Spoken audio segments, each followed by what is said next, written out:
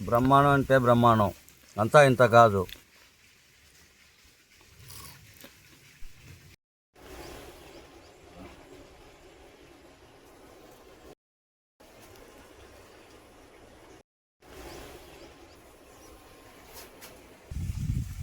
Hi, అందరికీ నమస్కారం.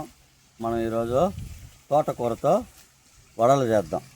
ఎలా చేద్దామో చూద్దాం రండి. మనం ఇలా శుద్ధంగా కడిగిన తోటకూరని ఇలా గిల్లుకోవాలి. ఆకులే గిల్లుకొని శుద్ధం చేసుకోవాలి. మన శనగపప్పు 2 గంటలకు ముందుగా నానబెట్టినాము. బాగా నానిపోయింది.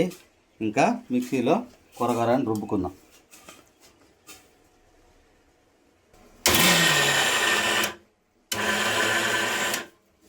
బాగా రుబ్బేసినాం మనం మంచినీపప్పుని.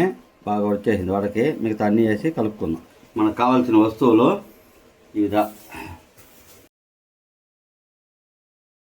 మనం సన్నగా తరిగి పెట్టుకున్న ఎర్రగడ్డలు, సన్నగా తరిగి పెట్టుకున్న పచ్చిమిరపకాయలు, మనం సన్నగా తరిగి పెట్టుకున్న వెల్లుల్లి, కరివేపాకు కొద్దిగా, అల్లం ముక్కలు కొన్ని, కొత్తమల్లి కొద్దిగా. మనం తోటకూర బాగా కడిగి అలసి సన్నగా తరిగి పెట్టుకున్నాం. వేసుకున్నాం.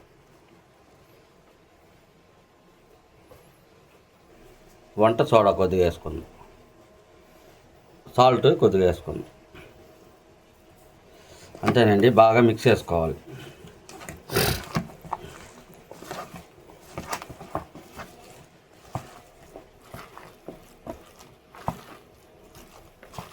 ఈ విధంగా బాగా పిండి నలిపి ఇలా పెట్టుకోవాలి. మనం శనగసామరు పోసుకొని ఉన్నాము. మన గానిగిలో ఆడిన శనగసామరు వడలు ఈ శనగసామరులో కాలిస్తే చాలా రుచిగా ఉంటాయి. మనం ఇలా పలుచనగా తట్టి చేసుకుంటే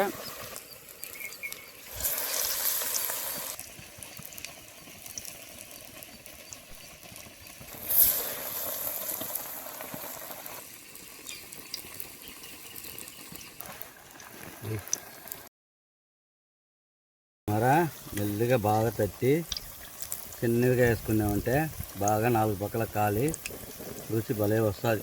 చాలా రుచిగా ఉంటుంది మన తోటకూర వడలు.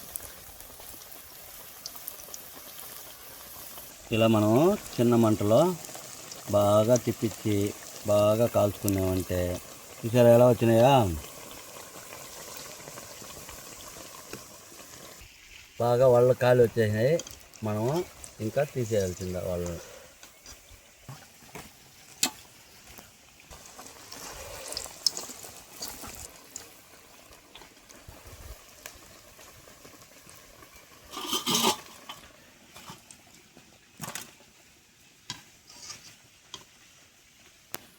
మన తోటకూర వడల్లో నడిమిద్ద మన శనగపప్పులు, టెంకాయ చట్నీ పెట్టుకుని అట్నే తిని చూసి చెప్తా మీకు.